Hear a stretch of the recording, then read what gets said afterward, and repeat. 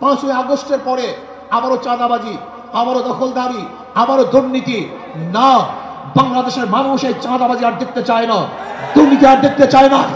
যারা 53 বছর পর্যন্ত বাংলাদেশকে 5 বার দুর্নীতি চ্যাম্পিয়ন করেছে, ওই সমস্ত দলকে বাংলাদেশের জনগণ আর ক্ষমতায় দেখতে চায় না। বাংলাদেশের জনগণ কি ক্ষমতায় দেখতে চায়? ইসলামকে ক্ষমতায় দেখতে চায়। বাংলাদেশের জনগণ ইসলামী আদর্শের মানুষকে ক্ষমতায় দেখতে চায়।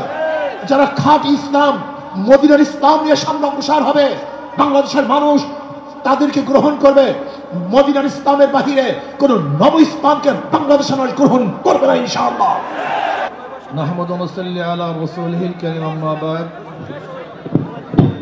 আউযু বিল্লাহি মিনাশ শাইতানির রাজীম। বিসমিল্লাহির রহমানির রহিম। ওয়া তিলকাল আইয়ামু নুদাবিলুহা বাইনান নাস। সাদাকাল্লাহুল আলিয়্যুল আযীম। সবাই পড়ি সাল্লাল্লাহু আলাইহি ওয়াসাল্লাম। ইসলামী যুব আন্দোলন কর্তৃক আয়োজিত যুব কনভেনশনের সম্মানিত সভাপতি, মঞ্চে উপবিষ্ট আমাদের সেরে তাজ শ্রদ্ধাভাজন আমির হযরত পীর সাহেব হুজুর চরমনাই দামাত বরকাতুল আলিয়া, সর্বস্তরের নেতৃবৃন্দ, সকল স্তরের যুবক ভাইয়ের আমার, আজকে আমাদের খুশিতে মন ভরে গেছে। মনে হয় যেন আজকে আসমানের ফেরেশতাগুলিও এই যুব কনভেনশনের উপস্থিতি দেখে তারাও খুশিতে আত্মহারা। যুবক যদি জাগ্রত হয় তাহলে সেই জাতি জাগ্রত হয়। যুবক যদি জাগ্রত হয় দেশ জাগ্রত হয়। যুবক যদি ভালো হয় সেই সমাজটা ভালো হয়ে যায়। যুবক যদি ভালো হয় তাহলে দেশটা ভালো হয়ে যায়। মনে রাখতে হবে, ইসলামী যুব আন্দোলন রুহানিয়তের সমন্বিত প্রয়াস, রুহানিয়ত ও জেহাদের সমন্বিত প্রয়াস। এই স্লোগান মনে রাখতে হবে। রুহানিয়তকে বাদ দেওয়া যাবে না, রুহানিয়তকে ধারণ করতে হবে। ইন্না সালাতি ওয়া নুসুকি ওয়া মাহইয়ায়া ওয়া মামাতি লিল্লাহি রাব্বিল আলামিন। আমার জানি ইবাদত, আমার মালি ইবাদত, আমার আন্দোলন, আমার সংগ্রাম, সরওয়ার্দী উদ্যানে আসা, আমার সময় দেয়া, আমার জীবন দেয়া, আমার মাল দেয়া, আমার ত্যাগ করা সম্পূর্ণ কার উদ্দেশ্যে? জোরে বলেন, একমাত্র আল্লাহর উদ্দেশ্যে। ইসলামী যুব আন্দোলন সাহাবাদের অনুসরণ করে। সাহাবাদের অনুসরণ ইসলামী যুব আন্দোলন। সাহাবাদেরকে ভুলবেন না, তারাই আমাদের অনুপ্রেরণা। আমরা তাদের দেখানো পথে চলতে চাই, তাদের মহব্বত অন্তরে লালন করি, তাদের ভালোবাসতে জানি, তাদেরকে ভালোবাসতে জানি, তাদেরকে এত মহব্বত করি আমাদের জীবনের চেয়ে সাহাবায়ে কেরাম থেকে বেশি মহব্বত করি। শুধু কি তাই, যারা সাহাবাদেরকে ঘৃণা করে, সমালোচনা করে, ওদেরকে আমরা মহব্বত করতে পারি না, ওদেরকে আমরা ভালোবাসতে পারি না।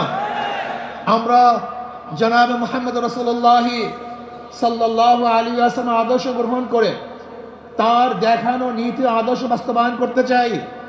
আমরা এরদোগানের আদর্শ বাস্তবায়ন করতে চাই না, আমরা মুরসির আদর্শ বাস্তবায়ন করতে চাই না, আমরা মদিনাওয়ালার আদর্শ বাস্তবায়ন করতে চাই। আমি যুব আন্দোলনকে বলবো, খবরদার, সুন্নাতকে বাদ দিয়ে কোন আন্দোলন সংগ্রাম আমরা করতে চাই না। আমরা সুন্নাতকে ধারণ করে আন্দোলন সংগ্রাম করতে চাই। আমরা সুন্নাতকে জবাই দিয়ে তাকিয়ার নামে, আমরা কৌশলের নামে সুন্নাতকে জবাই দিতে চাই না, বরং আমরা চাই সুন্নাতকে সমন্বিত করতে, সুন্নাত অনুযায়ী চলতে। আমি বিশ্বাস করি, ওয়ালা তাহিনু ওয়ালা তাহজানু ওয়া আনতুমুল আ'লাউনা ইন কুনতুম মুমিনিন। যদি আমাদের ঈমান মজবুত হয়, যদি ঈমানকে শক্তিশালী করতে পারি, তাহলে এমন আওয়াজ দেব আল্লাহু আকবারের ধ্বনিতে, যেরকম রাজা গৌর গমদের তক্ত তাউস ধ্বংস হয়ে গেছে, আমরা যদি আল্লাহু আকবারের ধ্বনি দিতে পারি, ঈমানের সাথে আল্লাহু আকবারের ধ্বনি উচ্চারণ করতে পারি, তাহলে বর্তমান ফেসিস্টদের সমস্ত তক্ত তাউস ভেঙে চুরমার হয়ে যাবে ইনশাআল্লাহ। এর জন্য যুব আন্দোলনকে বলবো, খবরদার, জিকির ও ফিকির, জবানে জিকির থাকতে হবে, ব্রেনের মধ্যে ফিকির থাকতে হবে, কলমের মধ্যে শুকুর থাকতে হবে, অঙ্গ প্রত্যঙ্গে সবর থাকতে হবে। মনে রাখবেন, রুহানিয়াত ও জিহাদের সামান্যত প্রয়াস। রুহানিয়াতকে বাদ দিয়ে কোনো জিহাদ আমরা চাই না। রুহানিয়াতকে বাদ দিয়ে জিহাদ করবেন, এটা জিহাদ হবে না, সন্ত্রাস হবে। কি হবে? সন্ত্রাস হবে। যেই জিহাদের সাথে রুহানিয়াত নাই, ওই জিহাদ জিহাদ না, বরং সন্ত্রাসবাদ হবে। ইসলামী ছাত্র আন্দোলন, ইসলামী যুব আন্দোলন, ইসলামী আন্দোলন বাংলাদেশ, তারা কি চায়? আল্লাহর জমিনে আল্লাহর হুকুমতের মাধ্যমে কল্যাণ রাষ্ট্র চায়। ইসলাম হুকুমত বাদ দিয়ে আমরা কল্যাণ রাষ্ট্র চাই না। আমরা ইসলাম হুকুমতের মাধ্যমে কল্যাণ রাষ্ট্র প্রতিষ্ঠিত করতে চাই। আমরা বিশ্বাস করি ইসলাম হুকুমত ব্যতীত secularism, socialism, capitalism, communism, democracy কোন আদর্শ মানুষকে শান্তি দিতে পারে না, মুক্তি দিতে পারে না। একমাত্র মানুষের মুক্তির গ্রান্টি হলো ইসলাম হুকুমত। এই ইসলাম হুকুমত কায়েম করতে হবে। আপনারা জানেন আজকে অন্তর্বর্তী সরকার কিছু সংস্কার করতেছে, তার মধ্যে রাষ্ট্র সংস্কার। অবশ্যই রাষ্ট্র সংস্কার করতে হবে। কেন? আপনারা জানেন ফ্যাসিস্ট সরকার, রাষ্ট্রের এমন কোন বিভাগ নাই যে বিভাগকে ধ্বংস করে নেই, সমস্ত বিভাগকে ধ্বংস করে ফেলেছে। কাজী ধ্বংস স্তূপের উপরে সুন্দর একটা নির্বাচন উপহার দেওয়া সম্ভব নয়। আগে সংস্কার হবে, তারপরে নির্বাচন হবে। রাষ্ট্র সংস্কারের মধ্যে আমি বিচার বিভাগের স্বাধীনতা চাই, বিচার বিভাগের পূর্ণ স্বাধীনতা চাই। আজকে আমরা কি দেখেছি? সরকার পরিবর্তন হওয়ার সাথে সাথে সমস্ত আসামিরা খালাস হয়ে গেছেন। আবার সরকার পরিবর্তনের সাথে সাথে অনেক আসামি জেলে ধুকে ধুকে মরছেন। তার মানে বিচার বিভাগ কি সরকারি ইঙ্গিতে চলে? একটা ভালো রাষ্ট্রের, উন্নত রাষ্ট্রের সবচেয়ে বড় মানদণ্ড হলো বিচার বিভাগের স্বাধীনতা। যেই রাষ্ট্রের মধ্যে বিচার বিভাগের স্বাধীনতা নাই, ওই রাষ্ট্র ভালো কল্যাণমুখী একটা রাষ্ট্র হতে পারে না। এর জন্য আমি বিচার বিভাগের স্বাধীনতা চাই। এমন স্বাধীনতা চাই, বিচারকটা আইন অনুযায়ী বিচার করবে, কারোর ইঙ্গিতে বিচার করবে না, কারোর দিকে দৃষ্টি করে বিচার করবে না, বরং আইনে যা আছে সেই অনুযায়ী সে রায় প্রদান করবে। এমন স্বাধীনতা বিচার বিভাগটা থাকতেই হবে। এমনকি ওই চেন্নাইকে, চিটাগাংয়ের চেন্নাইকে, সেও যদি বিচারের আওতাধীন, সেও যদি আইনের আওতায় খালাস পায়, আমার কোনো আপত্তি নেই। কিন্তু আমিও যদি বিচারের আইনের মাধ্যমে জেলে থাকি, তাহলে আমার আপত্তি নেই।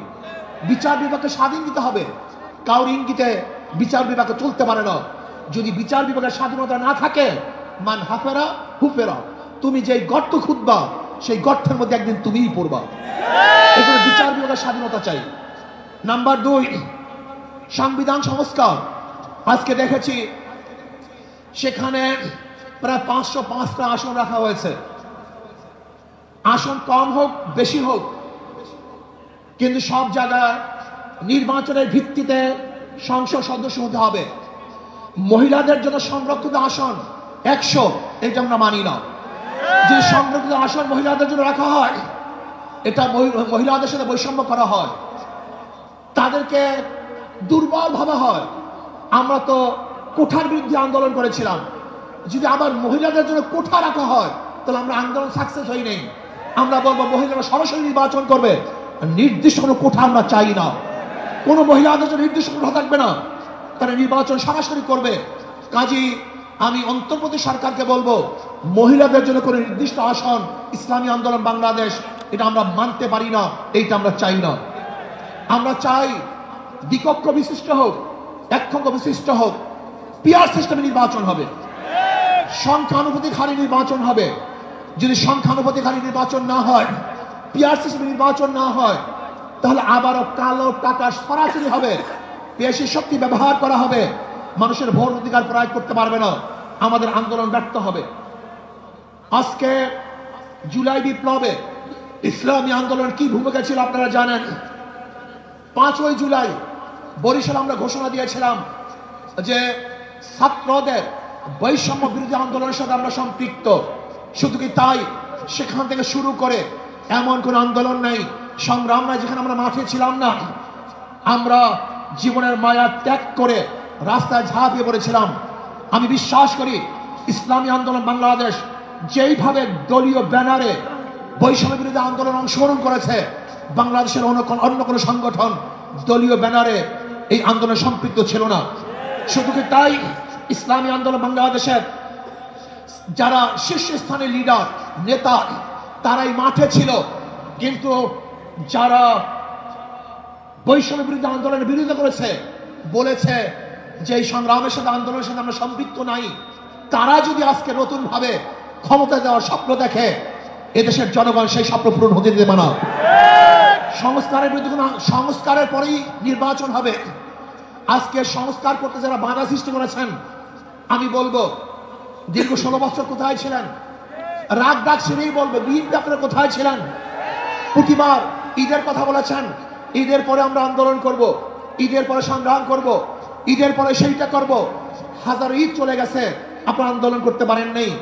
কিন্তু ছাত্র জনতা আজকে আন্দোলনের ভিত্তিতে যে অর্জন করেছে, সেই অর্জনকে ধ্বংস করার চক্রান্ত করতেছেন।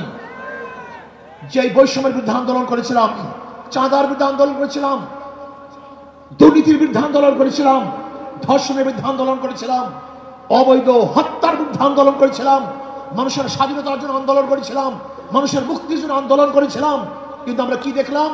5ই আগস্টের পরে আবারও চাঁদাবাজি, আবারও দখলদারি, আবারও দুর্নীতি। না, বাংলাদেশের মানুষ এই চাঁদাবাজি আর দেখতে চায় না, দুর্নীতি আর দেখতে চায় না।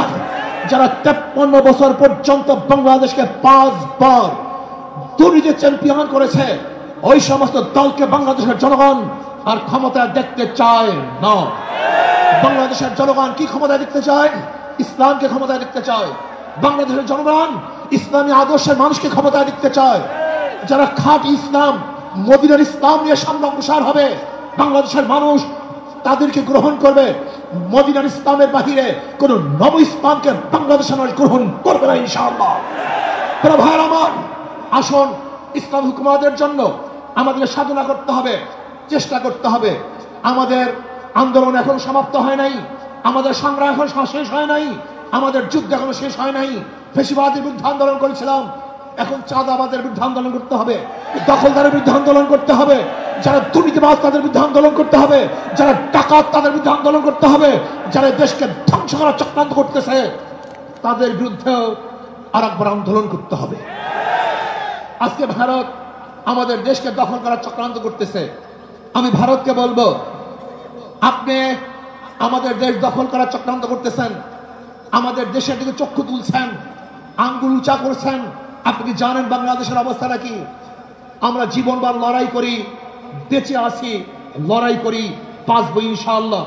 আমরা জীবনবার লড়াই করেছি, আরো লড়াই করব, লড়াই করতেই থাকবো।